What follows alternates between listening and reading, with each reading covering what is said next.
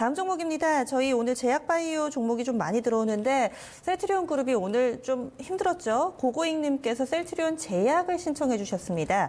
69,000원 매수가고요. 비중 10%. 쭉쭉 빠지네요. 지금이라도 손절해야 할까요? 아니면 물타기를 해야 될까요? 이렇게 고민에 빠진 분인데 셀트리온 제약도 오늘 4% 정도 하락을 했고 전반적인 그룹주들 안 좋습니다. 김정수 전문가님 솔루션을 주시죠.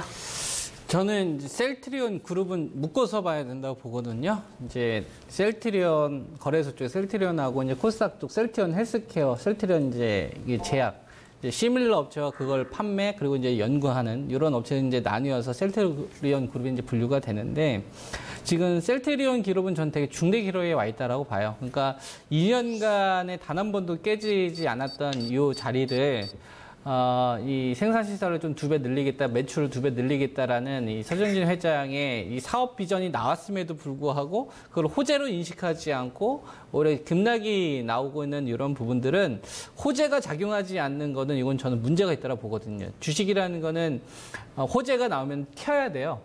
악재가 나오면 급락이 나와야 되고. 근데 악재가 나오는데도 불구하고 저점 찍고 갭양봉을 만든다거나 호재가 나온 기업들은 그거를 저점 터는 거로 보고 있기 때문에 더 이상 나빠지지 않기 때문에 악재가 나오더라도 매수를 하는 거거든요.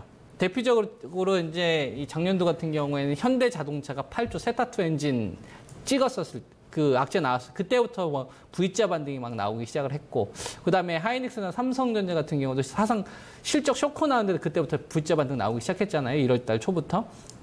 이런 거예요. 그리고 바이오제약 같은 경우에는 최근 들어서 호재가 나오는데 잘 먹히지가 않아요. 오히려 호재가 나오는데 갑자기 차익 매물들이 나옵니다. 호재가 발표되는 시점을 전후로 해서. 이건 분명히 좀 트렌드의 변화가 좀 나타나고 있다고 보고 있거든요. 대표적으로 네크엠 바이오 같은 경우에는 호재 나오자마자 갑자기 한 8% 올라갔더니 9% 가까이 급락이 나왔고, 오늘 또 삼천당제약도 호재 나오는데 막 밀리고. 그러니까 호재가 안 먹혀요. 근데 악재는 먹혀요. 지금 바이오제약에 대해서. 악재는 먹히고 호재는 안 먹혀요.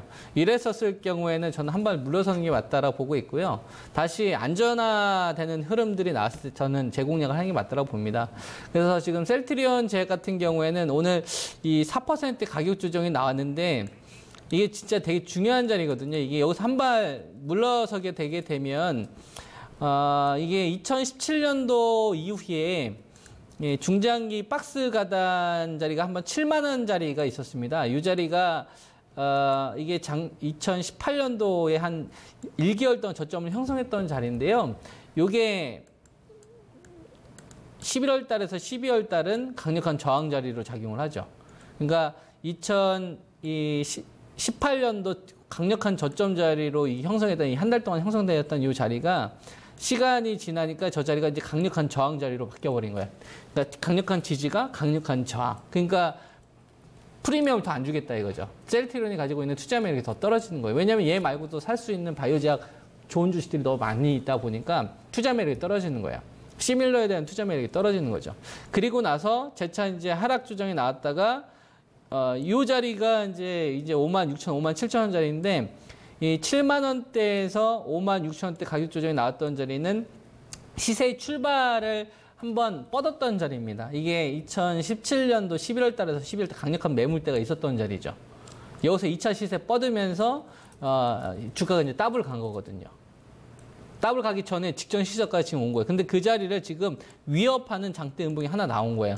그러면 이 셀트리온 제약 같은 경우에는 셀트리온 그룹이 가지고 있는 사업 비전이 더 이상 시장에서 매력이 없다고 느낀 거예요. 그러니까 시밀러를 통해서 셀트리온이 유럽이나 미국 쪽에서 레미시마부터 시작해서 휴미라 이게 큰 성공을 기록을 했지만 여기서 더 큰 파이를 얻어가기는 힘들겠구나. 그러다 보니까 그쪽 같은 계열사에 대한 투자 매력을 안 주려고 하는 거죠. 그러다 보니까 이 중요하게 생각하는 지지 라인도 계속 무너지는 거예요. 7만 원짜리에서 왔다가 그게 저항자리 됐다가 다시 이제 5만 5, 6천 원까지 온 거죠. 그래서 지금 이 자리가 무너져 버리게 되면 뭐 직전 저점 자리가 이제 4만 7천 원까지 확 열려버립니다. 확 열려버리고 그 다음에 또 이제 3만 8천 대까지 확 열려버리거든요. 이 가격이 올지 안 올지는 잘 모르겠어요. 그건 이제 나중에 알 수 있는 내용이고 있는 그대로의 흐름을 보게 된다면 5만 5, 6천 대 이 자리를 붕괴됐었을 때 리스크가 너무 크다. 제가 내리는 결론은.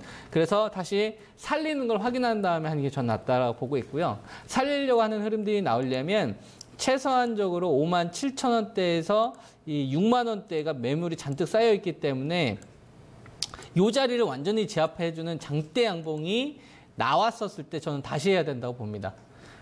물을 타시더라도 저 자리를 다시 제압하는 장대 양봉이 나와야 된다고 보고 있고요. 만약에 셀트리온 제약이 저 자리가 나오면 혼자 나오진 않을 거예요. 셀트리온 헬스케어도 나올 거고 셀트리온 제약도 같이 나올 겁니다.